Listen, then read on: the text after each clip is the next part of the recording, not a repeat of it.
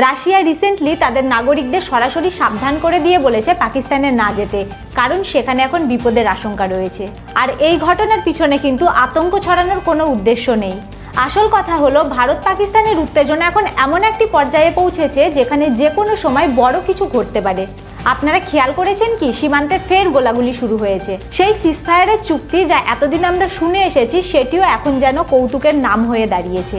এদিকে ভারত নিজেদের ইতিহাসে সামরিক মহড়া চালাচ্ছে, যার নাম অপারেশন আক্রমণ। আর শুধু সেনাবাহিনী নয়, আমাদের এয়ারফোর্সও পুরো শক্তি নিয়ে এই মহড়ায় যুক্ত হয়েছে। বিশেষ সূত্র থেকে জানা যাচ্ছে যে ফাইটার জেটগুলি পাকিস্তানের মিসাইল ডিফেন্স সিস্টেমগুলির লোকেশনকে খতিয়ে দেখছে, যেন ভবিষ্যতে কোনো অপারেশনের আগে সব তথ্য হাতে থাকে। এদিকে আরও একটি শকিং খবর এসেছে যে আমেরিকা ও ইসরায়েলের সেনা কার্গো বিমানগুলি নাকি সম্প্রতি ভারতে বিশেষ কিছু সরঞ্জাম পাঠিয়েছে। কিন্তু কি এসেছে সেটার ব্যাপারে কিন্তু সবাই চুপ, কোনো অফিসিয়ালভাবে কোনো স্টেটমেন্ট দেওয়া হয়নি।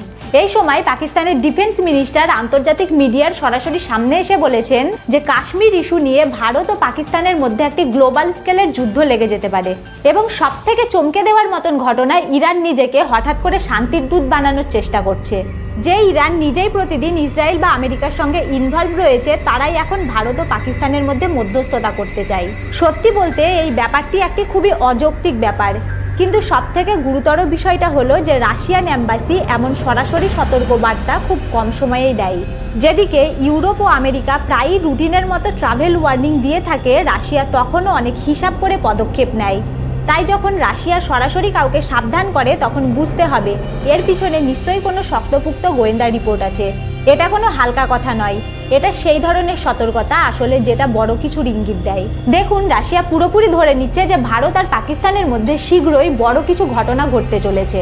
না হলে সাধারণত রাশিয়ার ইতিহাস দেখলেই বোঝা যায় যে আফ্রিকা হোক বা মিডিল ইস্ট হোক, যতক্ষণ না তাদের গোয়েন্দা সংস্থা নিশ্চিত হচ্ছে যে সত্যিই এখানে বড় কিছু ঘটতে চলেছে, তখনও পর্যন্ত তারা নিজেদের নাগরিকদের ট্রাভেল সতর্কতা জারি করেন না।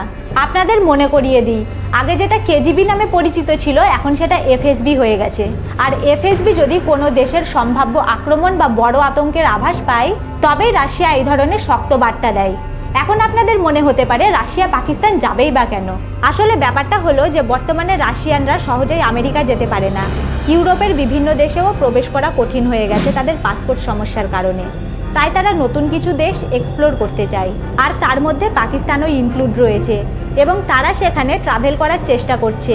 আর এই কারণেই সাম্প্রতিক সময়ে অনেক রাশিয়ানরা পাকিস্তানেও ঘুরতে গেছিল। এই পরিস্থিতি মাথায় রেখে রাশিয়ান অ্যাম্বাসি খুব স্পষ্টভাবেই বলে দিয়েছে যে আমরা চাই না ভারত পাকিস্তানের মধ্যে যুদ্ধ লাগলে আমাদের নাগরিকরা ওখানে ফেঁসে যাক। এমনকি রাশিয়ান মিডিয়াও সরাসরি এটা টুইট করেছে, এবং রাশিয়ান অ্যাম্বাসি পাকিস্তানে অফিসিয়াল স্টেটমেন্ট দিয়ে বলেছে যে পাকিস্তান ও ভারতের মধ্যেকার উত্তেজনা এবং কিছু অফিসিয়ালদের উস্কানিমূলক মন্তব্যের প্রেক্ষাপটে আমরা রাশিয়ান নাগরিকদের সাময়িকভাবে পাকিস্তান ভ্রমণ এড়িয়ে চলার পরামর্শ দিচ্ছি যতদিন না পরিস্থিতি স্থিতিশীল হয়। আপনি দেখুন, চাইলে তারা শুধু পিওকে বা অন্যান্য জায়গায় যেতে নিষেধ করতে পারত, কিন্তু না, রাশিয়া পরিষ্কারভাবে বলেছে পুরো পাকিস্তান থেকে দূরে থাকুন যতক্ষণ না পর্যন্ত ভারত ও পাকিস্তানের টেনশন মিটে যায়। আর একটা বিষয় খেয়াল করেছেন, যখন প্রথম কাশ্মীর ইস্যুটি সামনে আসে, তখন প্রথম দুটি বিশ্ব নেতা যারা প্রকাশ্যে তীব্র নিন্দা করেছিলেন তারা হলেন ডোনাল্ড ট্রাম্প এবং রাশিয়ার প্রেসিডেন্ট ভ্লাদিমির পুতিন। অপরদিকে চায়নার প্রেসিডেন্ট শি জিনপিং কিন্তু এখনও পর্যন্ত ইন্ডিভিজুয়ালভাবে কোনো নিন্দা করেননি। কিন্তু চীনের বিদেশ মন্ত্র থেকে শুধু একটা বিবৃতি এসেছে যে ঘটনাটি অত্যন্ত দুঃখজনক ছিল। তবে একটি জিনিস আপনি লক্ষ্য করবেন যে রাশিয়া এবং চাইনিজ মিডিয়াতে এই দুটি দেশের সাংবাদিকরাই এটি খুব গভীরভাবে নোট করছে যে কিভাবে আমেরিকা এবার সরাসরি ভারতের পাশে এসে দাঁড়াচ্ছে। বিশেষ করে প্রেসিডেন্ট ট্রাম্প খোলাখুলিভাবে ভারতকে সাপোর্ট করছে। আপনি হয়তো তুলসী গেবার্ডের নাম শুনেছেন। বর্তমানে তিনি আমেরিকার বিভিন্ন ইন্টেলিজেন্স এজেন্সির সঙ্গে যুক্ত, এবং তিনি নিজেও একজন হিন্দু। তিনি সম্প্রতি একটি বড় বিবৃতি দিয়েছেন। তিনি বলেছেন আমরা ভারতের পাশে আছি, এবং এই ঘটনার নিন্দা জানিয়ে তিনি আরও বলেছেন লাদেনকে যেভাবে ঘরে ঢুকে হত্যা করা হয়েছিল, এখনও ঠিক সেই একইভাবে প্রয়োজন হলে পাকিস্তানের ঘরে ঢুকে সেই লাদেন অনুগামীদের কী করে শায়েস্তা করতে হয় তা আমেরিকা ও ভারত খুব ভালো করেই জানে। আরও একটি বড় ব্যাপার ঘটছে যেটা বড়ই অদ্ভুত। আজও আপনি দেখবেন ওয়েস্টার্ন মিডিয়া এবং জার্নালিস্টরা কিভাবে কথাটিকে ঘুরিয়ে বলছে। কাশ্মীরের এই ঘটনাকে তারা বলছে যে গানম্যান এসে হামলা করেছে, সন্ত্রাসবাদী বলছে না, তারা বলছে গানম্যান। একটু ভাবুন, এই গানম্যান মানে কি? সেটা তো একজন সন্ত্রাসবাদী, তাই না? আপনি দেখবেন যে ওয়াশিংটন পোস্ট, ইউরো নিউজ, তার মানে DW, এদের অনেক রিপোর্টে গানম্যান ইন কাশ্মীর লেখা আছে। এরা কখনোই কথাটি ব্যবহার করছে না। পরিস্থিতি এতটাই খারাপ হয়ে গিয়েছিল যে শেষ পর্যন্ত মার্কিন সরকারের অফিসিয়াল টুইটার হ্যান্ডেল পর্যন্ত এগিয়ে এসে সরাসরি নিউ ইয়র্ক টাইমসের মতো মিডিয়াকে বলছে, তোমরা গানম্যান বলছো কেন? এটা ছিল একটা টেরর অ্যাটাক। এটা একদম স্পষ্ট, আপনি চাইলে খুঁজেও দেখতে পারেন। US our foreign affair committee টুইটে পরিষ্কার বলা হয়েছে, New York Times, we fixed it for you, this is a terror attack, plain and simple. টেরোরিজমের কথা আসে, যেটা ভারত হোক বা ইসরায়েল, নিউ ইয়র্ক টাইম বাস্তবতা থেকে অনেক দূরে চলে যায়। আজকের দিনে দাঁড়িয়েও আমেরিকা সরাসরি সোশ্যাল মিডিয়ায় হ্যান্ডেল থেকে নিজেদের মিডিয়াকে এইভাবে তিরস্কার করতে হচ্ছে। তাহলে ভাবুন পরিস্থিতি কোন পর্যায়ে পৌঁছাচ্ছে। আর যেখানে যেখানে নিউ ইয়র্ক টাইম গানম্যান বা মিলিট্যান্ট শব্দটি ব্যবহার করেছে, সেখানেই মার্কিন সরকার টুইটে স্পষ্ট করে বোল্ড করে লিখে দিয়েছে, দে আর টেরোরিস্ট। এদিকে রাশিয়া কিন্তু পুরো ব্যাপারটাকে খুব গভীরভাবে লক্ষ্য করছে।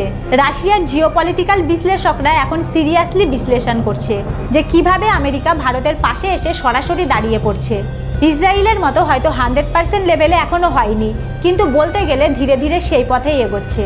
এদিকে US গভর্নমেন্ট সর্বাত্মকভাবে ভারতের পক্ষে সাপোর্ট দিতে শুরু করেছে।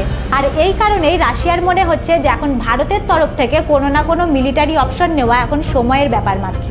বিশেষ করে যখন পাকিস্তানের বিদেশমন্ত্রী থেকে শুরু করে প্রতিরক্ষা মন্ত্রী সবাই কোনো না কোনো উস্কানিমূলক মন্তব্য দিয়ে যাচ্ছে, তখন পরিস্থিতি আরও উত্তপ্ত হচ্ছে। রাশিয়া এটাও বুঝতে পারছে যে আমেরিকার সরাসরি সাপোর্ট আর ইসরায়েলের সাপোর্টের কারণে ভারত পাকিস্তানের বিরুদ্ধে বড় কিছু অ্যাকশন নিতে চলেছে। আর অন্যদিকে ভারত, রাশিয়া, আমেরিকা প্রত্যেকেই নিজেদের জায়গা থেকে প্রস্তুতি নিচ্ছে। ভারত ডেফিনেটলি এবার কোনো না কোনো বড় সিদ্ধান্ত নেবে, আর এই সিদ্ধান্তের প্রতিধ্বনি শুধুমাত্র ভারতীয় উপমহাদেশেই নয়, পুরো ওয়ার্ল্ডেই এফেক্ট করবে। আমি আপনাদের কাছে অনুরোধ করব, চোখ কান খোলা রাখুন। আর এই ঘটনার থেকেই ইতিহাস লেখা হতে চলেছে, যেই ইতিহাসের প্রত্যক্ষ সাক্ষী থাকবো আমরা সবাই।